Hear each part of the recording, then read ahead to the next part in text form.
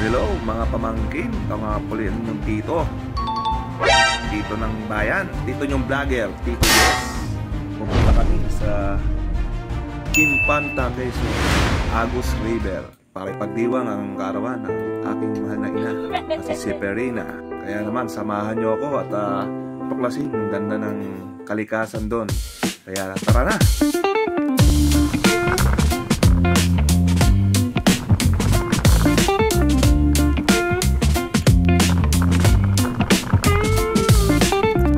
At syempre, bago umalis, chinik ko muna ang kondisyon sa sasakyan, kung maayos, okay? At dito nga sa time na to, nagpahangin ako ng gulong. Syempre, iba na rin sigurado para ligtas papunta ng Quezon. Okay.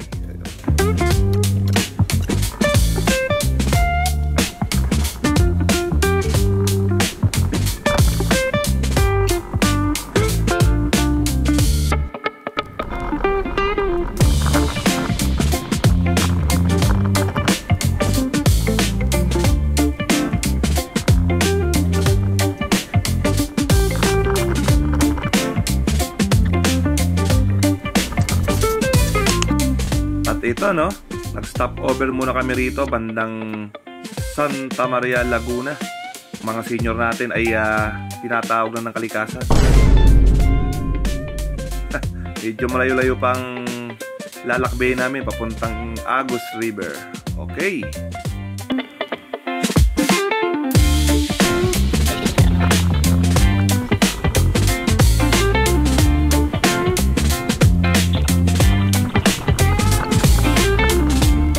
Pamangkin, sa part na to, no, malapit-lapit na kami sa Agus River.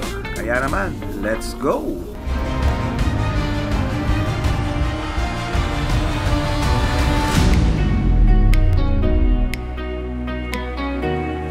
Yun, pamangkin, nakarating din. Kaya dito na kami sa Agus River.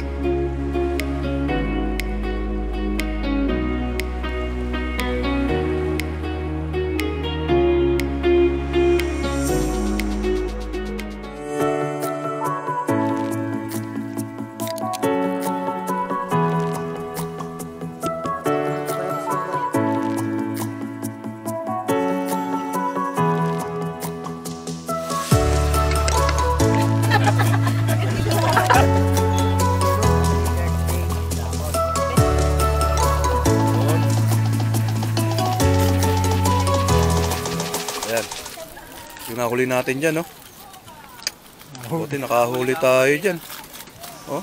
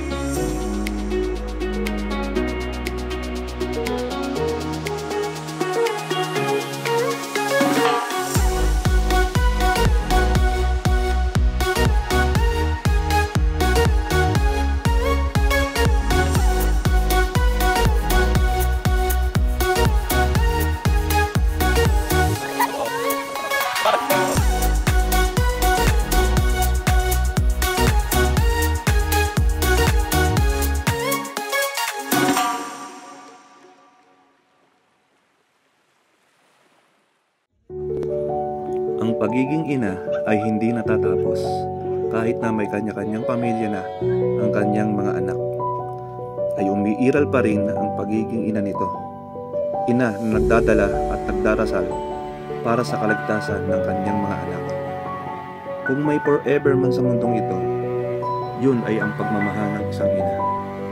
Ang nag-iisang tao sa buhay mo na hindi napapagod, na itindihin ka, mahalin ka. Walang makakatumbas sa kanilang mga sakripisyo. Lahat kinakaya kahit nahihirapan na. Mapalad ng ina na may butihing anak, ngunit higit na mapalad na anak na may isang ulirang ina. At sa mga anak, mahalin natin ang ating mga ina habang may buhay pa at kasama pa natin sa ating mundong ginagalawan. Patama natin ito bawat segundo, oras, minuto sa araw-araw. Thank you Lord sa buhay ng aming inang. Maraming salamat inang. At muli, maligayang kaarawan. We love you.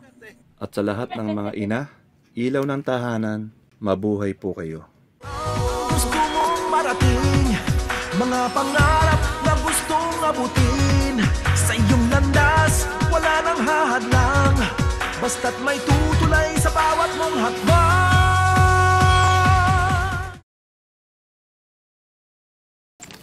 Kopi ko, baka naman. Kopi ko? O ano? Ano, kopi ko? Paramdam ka.